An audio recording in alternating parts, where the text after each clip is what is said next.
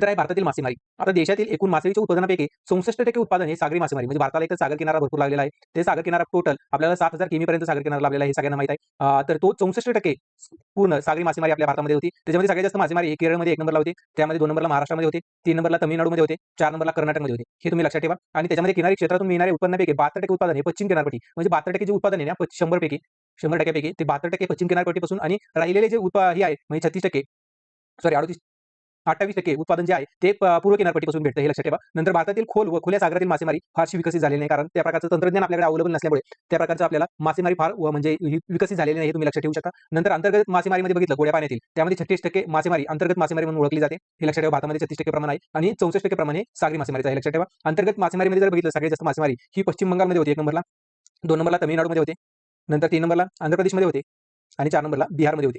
म्हणजे अंतर्गत मासेमारीमध्ये हा क्रम एक आहे, त्यामध्ये पश्चिम बंगाल, तामिळनाडू, आंध्र प्रदेश आणि बिहार